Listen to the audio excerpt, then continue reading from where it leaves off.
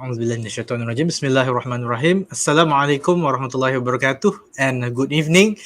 You're with me, Dr. Muhammad Husni Muhammad Amin, Senior Research Officer, IKIM Center for Science and Environment Studies, or short as KIAS, listening to this program, Great Works of the Muslim World. Alhamdulillah, for new episode that we'll be deliberating on this topic, Ibn Sina's Canon of Medicine. Today we are joined by Dr. Sheikh Muhammad Saifuddin bin Sheikh Muhammad Saleh, Senior Fellow and Director at KIAS. And we are going to talk about Al-Qanun fi al-Tibb, or the Canon of Medicine, a great work written by Ibn Sina. Now, Al-Qanun fi al-Tibb, or Canon of Medicine, is an encyclopedia of medicine compiled in 5 books by the Muslim polymath Ibn Sina, born 980 and died in 1037. The work was completed in 1025, and then later it became one of the most influential works on medical knowledge. It was translated into Latin and remained an authoritative text in Europe until the 18th century. So I would like to welcome our guest today, Dr. Sheikh. Please, I welcome you to our great program, The Great Works of the Muslim World. How are you? Alhamdulillah, I'm good. Thank you. How are you today? Good, Alhamdulillah. Thank you for agreeing to be featured in our episode today. So, Dr. Sheikh, welcome. So, what can you tell us briefly about the life and works of the author of the Canon of Medicine, Ibn Sina? Okay, thank you very much, Dr. Husni. First and foremost, I would like to say Assalamualaikum warahmatullahi wabarakatuh to all our listeners of the program, which can only be heard over at Radio IKIM. And again, I'd like to express my gratitude to Dr. Husni and also the producer, Hajjah Maslina, for inviting me to share some information regarding a very well-known scholar from the heydays of the Islamic civilization. I think for many of us, perhaps the name Ibn Sina is a very familiar name. And perhaps to many people, this is one of the great scholars that people have read about, people know about because of his mastery in many branches of knowledge. And that's why I think when we want to talk about Ibn Sina, there are actually many references that we can look up and read, and in order to find out more about him. But it's, in essence, to answer your question, I think if you look at the name Ibn Sina, in the West, he is known as Avicenna. I think many of us know that. His full name is Abu Ali al-Hussein ibn Abdullah ibn al-Hassan ibn Ali ibn Sina al-Balqi al-Bukhari. And as mentioned by Dr. Husni, he was born in 980 AD, although some scholars say that this is an approximation. He was born in a place near Bukhara in Central Asia, which is now Uzbekistan, and he died in 1037 AD in Iran. One thing that we should be aware of is that he was born at a time of uncertainty in the Muslim world. There are many changes taking place. Rulers were assassinated, replaced by new ones. So it was a time that was full of uncertainty. But despite all this, he began his studies in medicine at a very young age. He studied medicine at the age of 13, and he became a distinguished physician.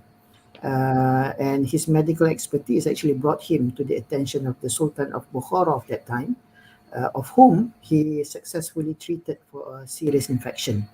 Now, instead of asking for monetary rewards, Ibn Sina actually asked the Sultan of Bukhara for the simple reward of be given the permission to use the Sultan's library to study its rare manuscripts, in order to allow him to continue with his research.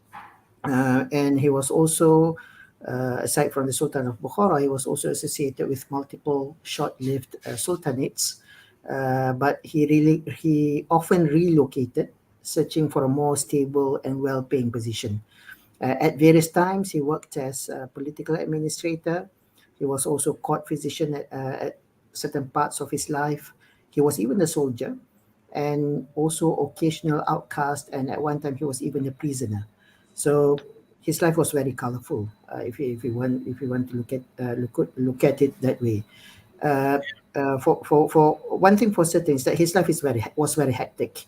But despite this, right, this is something that we should learn from him. Despite his very hectic life, he managed to write nearly 100 books. One of Wow. which, one of which was Al-Qanun fil Tibb, or Canon of Medicine, and this, as you mentioned, was translated into Latin in the 12th century, becoming the textbook for whoever who wants to take up medicine in Europe during those days.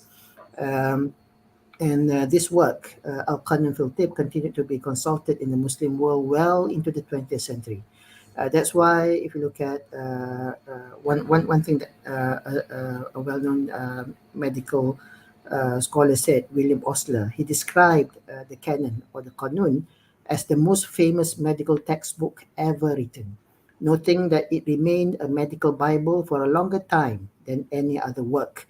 That's how significant Al-Qanun fil Tibb is to the field of medicine. If you were to look at the biography of Ibn Sina, we note that he was precocious. At the age of 10, he knew the Quran by heart. Before he was 16, he had mastered physics, mathematics, logic, and metaphysics, and began to study and practice medicine. At the age of 21, that was when he wrote Al-Qanun fil Tibb, which remained the principal authority in medical schools both in Europe and in Asia for several centuries. So perhaps the last bit I would like to say about Ibn Sina at this point in time is that he served successively several Persian potentates as a physician and advisor, traveling with them from one place to another. And although he was known to be sociable, he was also very studious and very serious. So much so that he devoted much of his time to writing. That's why he could produce or publish nearly 100 books. This is something that puts us to shame, to be honest, because we live in an age with so many technologies that can assist us. We have electricity, we have computers, we have internet, but even then, it is difficult for us to write even, a simple essay. Compare this to the time of Ibn Sina, without all these amenities, without all these facilities, he could come up with 100 books. So I think this poses a great challenge to us, but it also is a motivation for anyone who wishes to go down the scholarly lane, just like Ibn Sina. Yeah. Thank you, Dr. Shah, because it's amazing that you mentioned how, with the lack of technology, with the lack of amenities that we have today, we have lots of distraction. But a person like Ibn Sina, a polymath in his own right, he was able to compile such an amazing, number of works, 100, you said. Now, well, we know that. Canon of Medicine. It is compiled in five books, covering general medicine, and then going into more and more. Well, he avoids generally in speaking in general terms, but you can see that from the five books, talking about the scope of medicine, on temperaments, and then he goes into the medicine. I mean, materia medica is. On pharmacology, on special pathology, and also special diseases. Now, can you, you know, tell us briefly what are the contents of this, each of these five books? Thank you, Dr. Husni. I think to go into detail for each of these books would do the books an injustice because of the lack of time that we have. But Yeah, nonetheless, as you have mentioned, Al-Qanun fil Tibb consists of 5 books or 5 volumes. In essence, it surveyed the entire medical knowledge available during that time, which is sourced from ancient and Muslim sources. And what's unique about Al-Qanun fil Tibb is that the way Ibn Sina wrote the encyclopedic work is that it is written in a clear and organized manner, so much so that it is easily referred to by anyone. As mentioned before, it was originally written in Arabic before being translated into Latin, but later on the work was also translated into many other languages, including Persian, Chinese, Hebrew, French, German, and also English. In addition to bringing together then the available knowledge of the time, we must not forget that the work Al-Qanun fil Tibb also consists of the author's Ibn Sina's original contributions, which I think is very important. Now, before we go into a brief account of what the 5 books consist of, I think I'd like to mention again that Al-Qanun fil Tibb was this, or rather, Al-Qanun fil Tibb has set the standards for medicine Yeah. in Europe and also the Islamic world. That's why it was referred to for many centuries, as mentioned by William Osler. It is this work, Al-Qanun fil Tibb, was considered to be the one of the most renowned written work by Ibn Sina, aside from or alongside with Kitab Ash-Shifa, the Book Yeah. of Healing. And much of the book, I think this is something that many people are not aware of. Much of the book also formed the basis of what is known as Unani or Greek medicine, a form of traditional medicine which is, interestingly enough, still being taught in a number of Islamic universities in the Indian subcontinent. Today? Yes, even today. And Wow. the principles of medicine contained in Al-Qanun fil Tibb more than 10 centuries ago are also being taught in Western universities such as UCLA and also Yale University as part of their course on history of medicine. So that's why I think it's important for us to appreciate the impact that Al-Qanun fil Tibb has on the field of medicine, not only during his time, not only during the time of Ibn Sina, but also in the present day. Now, Yeah. as you've mentioned, the book or rather the encyclopedia contains 5 books, divided into 5 books. The book 1 is essentially a thesis. There are 6 theses or essays describing medicine in general, including cosmology, anatomy, temperaments, which is the mutual interactions of elements, humus, which is the fluids of the body, and also physiology. In book 2, Ibn Sina listed down medical substances. These substances are of floral, mineral, and animal in origin. And these are simple substances. What I mean by simple substances is that they are not some compounded substances which are mixed together. Instead, there are simple substances, and they are arranged alphabetically, following an essay on their general properties.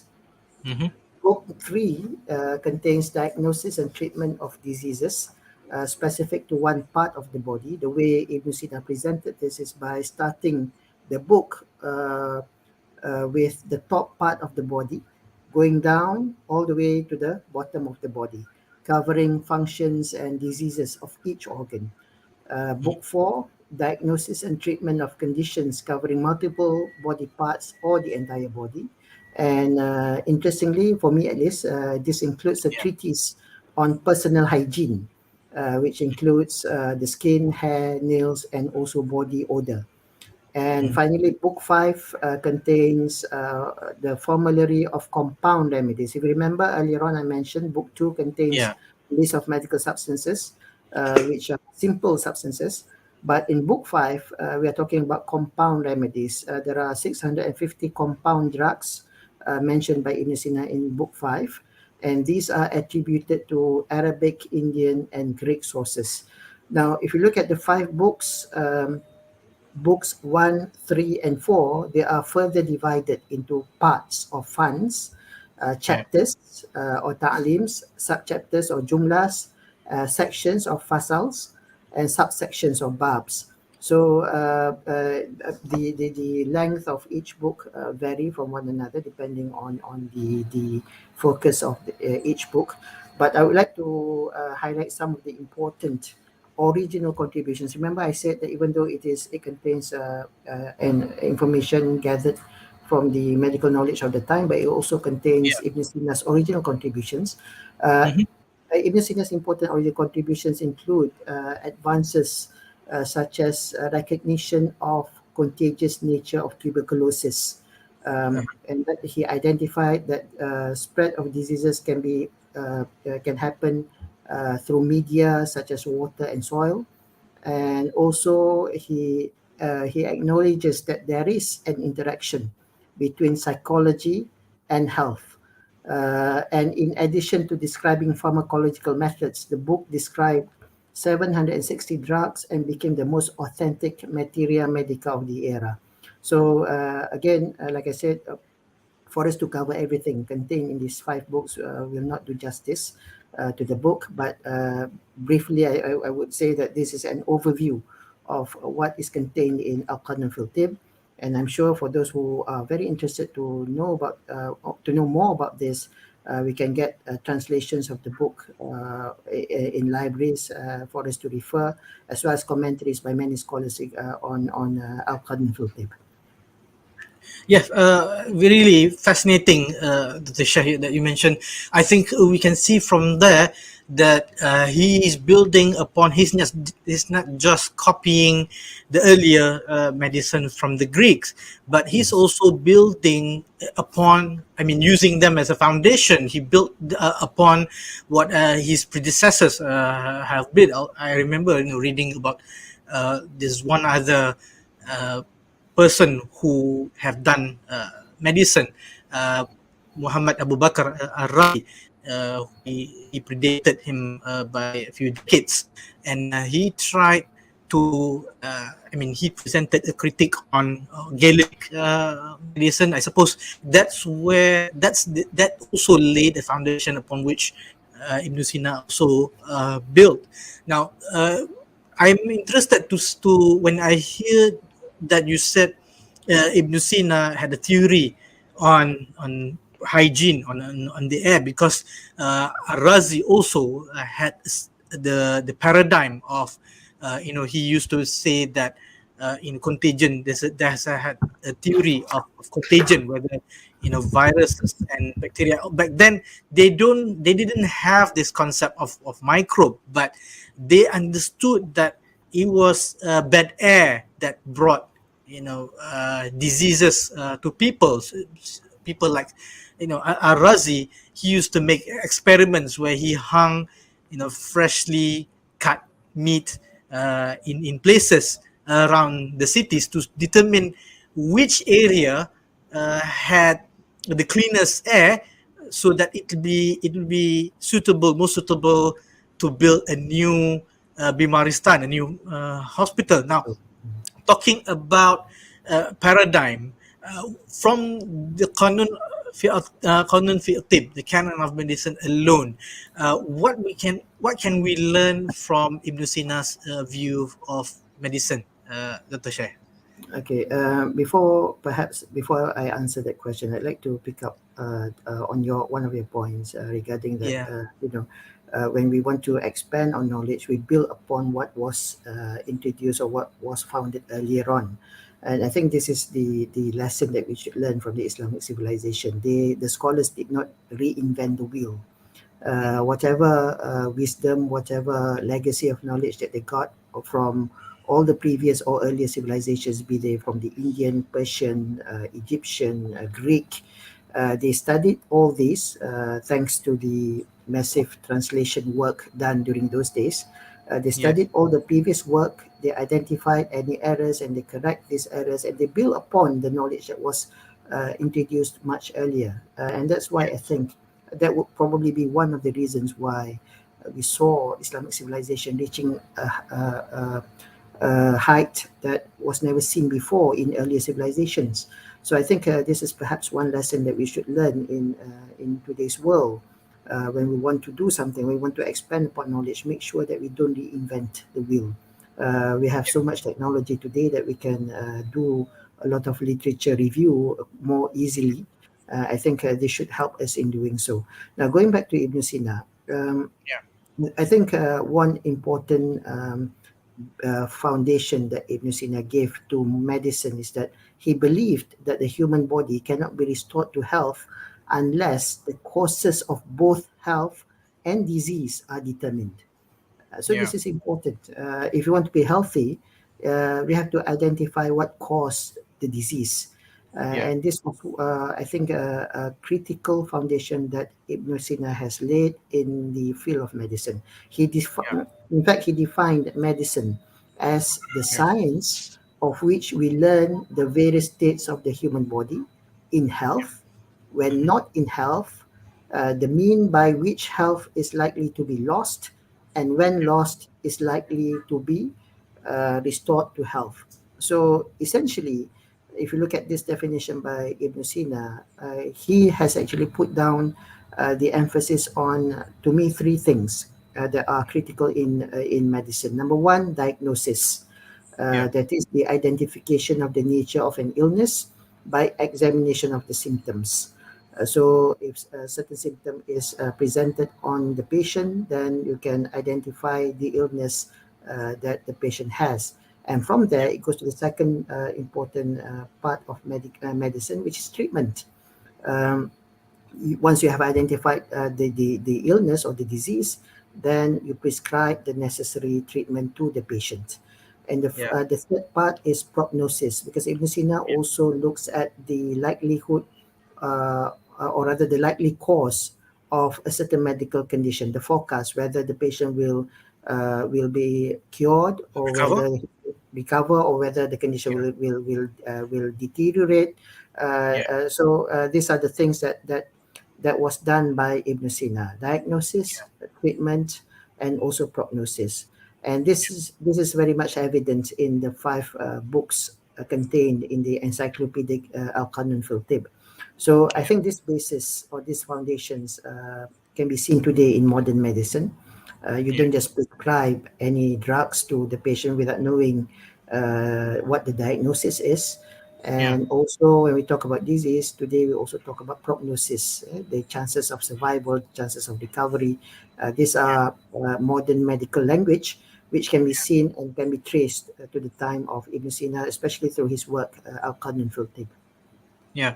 Yeah, sounds because I remember reading also that Ibn Sina had, despite his acceptance of many of the theories done by his predecessor, Al-Razi, he also criticized him for his deliberations uh, on philosophy. Nevertheless, what you have said, it seems that he's relied or he has founded his own theory on medical ethics, on based on what his predecessor Al-Razi has done. Now we're coming to 5 minutes left for us. So how would you conclude this? How do you say that this work still remains a great work to be studied by those who are interested? And how is it relevant for us living in the modern times? Okay, I think there are many lessons that we can learn from Ibn Sina himself, and also there are Yeah, many things that can be discussed regarding Al-Qanun fil Tibb. But I'd like to highlight 4 points, yeah, some of which I've mentioned earlier on. The mm-hmm, first is to show, or as a testament, or as evidence that Al-Qanun fil Tibb is a very important and monumental work. It is still being taught in some parts of the world, as I mentioned, yeah, in a number of Islamic universities in the Indian subcontinent, and also in some parts of the Western world. It's being taught as part of history of medicine. This actually shows the appreciation to the historical significance of Al-Qanun fil Tibb by Ibn Sina.